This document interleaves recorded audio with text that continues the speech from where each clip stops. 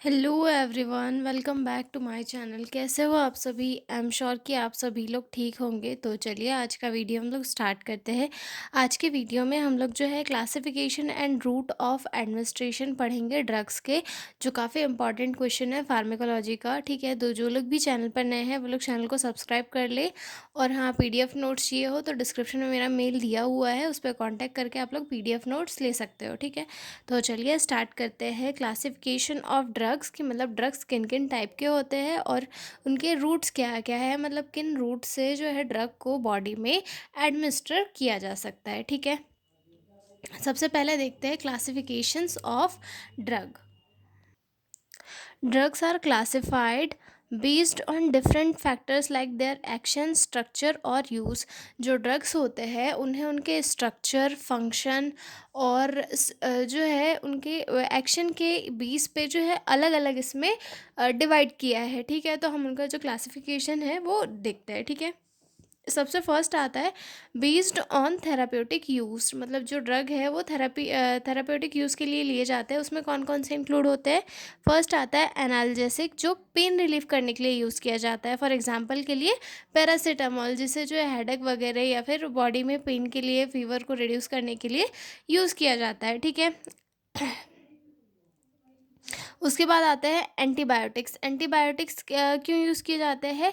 Bacteria या फिर infection वगैरह अगर किसी पर्सन को हो गया हो तो उस टाइम पे उसे दिया जाता है। ठीक है, ताकि इन्फेक्शन कम हो और बैक्टीरिया किल हो सके, जैसे कि फॉर एग्जांपल के लिए एमॉक्सिसिलिन। ठीक है, उसके बाद आते हैं एंटी हाइपरटेंसिव, यानी कि जो ब्लड प्रेशर होता है उसे लो करने के लिए, फॉर एग्जांपल के लिए एटेनोलॉल। ठीक है, उसके बाद anti diabetic drugs. Anti diabetic drugs जो ब्लड में शुगर लेवल होता है उसे रिड्यूस करने के लिए, जैसे कि एग्जांपल के लिए इंसुलिन हो गया। ठीक है, उसके बाद आगे देखते हैं एंटीपायरेटिक, यानी कि इसे जो है फीवर को रिड्यूस करने के लिए पेशेंट को दिया जाता है। फॉर एग्जांपल के लिए पैरासीटामोल। ठीक है, इसे जो है बॉडी पेन वगैरह के लिए भी दिया जाता है। इसे एनाल्जेसिक में भी इंक्लूड करते हैं और एंटीपायरेटिक ड्रग के लिए भी इसे इंक्लूड करते हैं। ठीक है, थेरापेटिक यूज़ के हिसाब से और भी सारे ड्रग्स होते हैं, जैसे कि डायूरेटिक हो गया या फिर अदर भी हो गए। ठीक है, लेकिन हमने जो मेन मेन है वो इसमें लिखे हैं। ठीक है, आगे देखते हैं बेस्ड ऑन एक्शन। मतलब एक्शन के इस पे जो है ड्रग को किन किन इसमें बांटा गया है। जैसे फर्स्ट आता है एंटी डिप्रेसेंट, यानी कि जो बॉडी के फंक्शन को स्लो करता है, जैसे कि स्लीपिंग पिल्स हो गई। ये क्या करता है? हमारे माइंड को शांत करता है, बॉडी के जो फंक्शन होते हैं उन्हें थोड़ा स्लो करता है कि पर्सन जो है थोड़ा रेस्ट कर सके और फ्रेश फील करे। ठीक है, उसके बाद आते हैं स्टिमुलेंट्स। स्टिमुलेंट्स क्या क्यों करते हैं? स्पीड अप बॉडी फंक्शन, मतलब जो बॉडी है उसकी फंक्शनिंग को स्पीड अप करने के लिए, जैसे कि कैफीन। कैफीन क्या करता है? हमारा माइंड फ्रेश कर देता है, हमारी बॉडी की फंक्शनिंग को थोड़ा इन्हेंस कर देता है। ठीक है, तो उसके बाद आता है लोकल एनेस्थेटिक्स। लोकल एनेस्थेटिक्स क्या करते हैं? जो है अगर किसी पर्टिकुलर एरिया में पेन को ब्लॉक कर देते हैं। ठीक है, जैसे कि किसी पेशेंट का ऑपरेशन होता है, उस टाइम पे उस पर्टिकुलर एरिया को में पेन सेंसेशन को रिड्यूस करने के लिए जो एनेस्थीसिया दिया जाता है। तो इसमें क्या होता है कि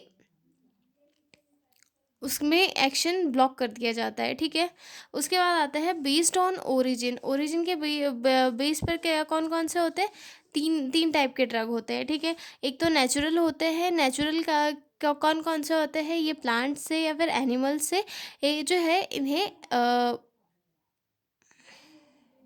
लिया जाता है, जैसे कि मॉर्फिन फ्रॉम ओपियम। ठीक है, मतलब सोर्सेज के बेस पे जो है ड्रग को अलग इसमें क्लासिफाई करते हैं, जिसमें फर्स्ट आता है नेचुरल, सेकंड आता है सिंथेटिक, देन थर्ड आता है सेमी सिंथेटिक। ठीक है, फर्स्ट में नेचुरल में क्या देखा हमने? ऐसे ऐसे ड्रग जो प्लांट या फिर एनिमल्स से एक्सक्रीट आउट किए जाते हैं, मतलब नेचुरल सोर्सेज से लिए जाते हैं, जैसे कि मॉर्फिन फ्रॉम ओपियम। ओके, उसके बाद आता है सिंथेटिक ड्रग। सिंथेटिक ड्रग्स में क्या होता है? ये जो है लैब्स में इन्हें केमिकल्स के थ्रू बनाया जाता है, जैसे कि पैरासीटामोल। ठीक है, इन्हें लेबोरेटरी में ये एक्सपेरिमेंट और केमिकल्स के थ्रू बनाया जाता है। ठीक है, उसके बाद आता है semi synthetic drugs. Semi synthetic drugs क्या होता है? नेचुरल प्लस सिंथेटिक दोनों होते हैं। इसमें जो नेचुरल वाला भी थोड़ा प्रोडक्ट यूज़ किया जाता है, सिंथेटिक वाला लेबोरेटरी वाला भी प्रोडक्ट यूज़ करके एक ड्रग बनाया बनाते हैं या फिर जो नेचुरल ड्रग जो होता है उसे थोड़ा मॉडिफाई किया जाता है लैब में, ताकि उसकी जो इफ़ेक्टिवनेस है उसे इम्प्रूव किया जा सके, जैसे कि एम्पिसिलिन। ठीक है, आगे देखते हैं। बेस्ड ऑन केमिकल स्ट्रक्चर, मतलब केमिकल स्ट्रक्चर के बेस्ड पे, जैसे कि ग्रुप लाइक अल्कोहल या फिर अल्कोलॉइड्स, स्टेरॉइड्स, ऐसे अदर अदर टाइप के जो है क्लासिफिकेशन होते हैं ड्रग के। ठीक है, आगे देखते हैं रूट्स ऑफ ड्रग एडमिनिस्ट्रेशन की, कौन कौन से रूट होते हैं ड्रग एडमिनिस्ट्रेशन के। ठीक है, तो सबसे फर्स्ट आता है इंटरल रूट्स, इंटरनल रूट्स, यानी कि जो मेडिसिन है या फिर ड्रग है उसे डायरेक्ट हमारे जो है स्टमक में, मतलब डाइजेस्टिव सिस्टम के थ्रू जो है ड्रग डाला जाता है, उसके बाद में इसका एक्शन शुरू होता है। इसमें कौन कौन से आते हैं?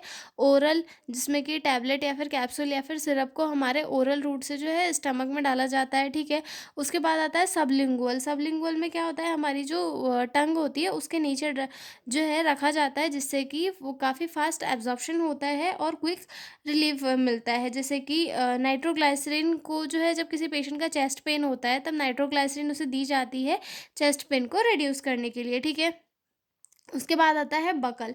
बकल यानी कि हमारे जो बकल कैविटी होती है हमारे गाल के अंदर के साइड, वहाँ पर जो है मेडिसिन रखने के लिए दी जाती है और वहीं पर वो डिज़ोल्व होती है। जैसे कि बकल कैविटी में कौन सा ड्रग दिया जाता है? मोस्टली तो मुझे जहाँ तक पता है B12, विटामिन B12 टैबलेट दी जाती है, जिन्हें बकल कैविटी में एब्जॉर्प्शन के लिए। ठीक है, उसके बाद रेक्टल के थ्रू भी जो है ड्रग दिए जाते हैं। ठीक है, जब पेशेंट जो है अनकॉन्शियस हो, उस कंडीशन में रेक्टल के थ्रू जो है ड्रग का एडमिनिस्ट्रेशन किया जाता है। ठीक है, या फिर कॉन्स्टिपेशन वगैरह हो रहा हो तो उस कंडीशन में दिया जाता है। ठीक है, उसके बाद आता है second, parenteral route. Parenteral route में क्या क्या होता है?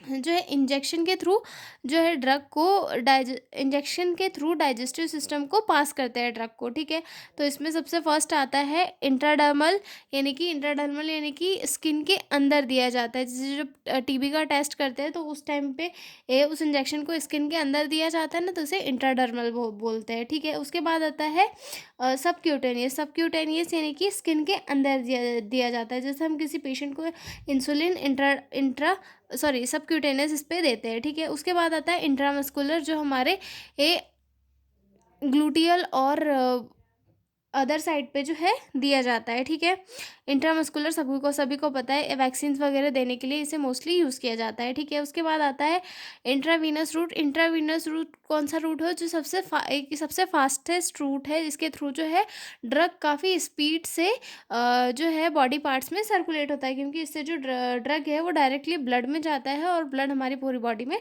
सर्कुलेट हो जाता है। ठीक है, उसके बाद आता है स्पेशल रूट, जैसे कि इंट्राथिकल यानी कि स्पाइन में दिया जाता है, और इंट्रा आर्टेरियल यानी कि आर्टरी में दिया जाता है। ठीक है, उसके बाद आता है topical routes of drug administration. Topical routes में क्या क्या होते हैं? अप्लाइड टू स्किन और म्यूकस मेम्ब्रेन, मतलब इसमें जो है ये स्किन या फिर म्यूकस मेम्ब्रेन पर जो है इन ड्रग्स को अप्लाई करते हैं। ठीक है, जैसे कि क्रीम्स हो गया, ऑइंटमेंट हो गया, लोशन हो गया, जैसे जो है स्किन प्रॉब्लम वगैरह के लिए यूज़ किया जाता है। जैसे कि आई, ईयर, नोज़ ड्रॉप्स यूज़ की जाती है। ठीक है, उसके बाद वेजाइनल और रेक्टल सपोजिटरीज। ओके,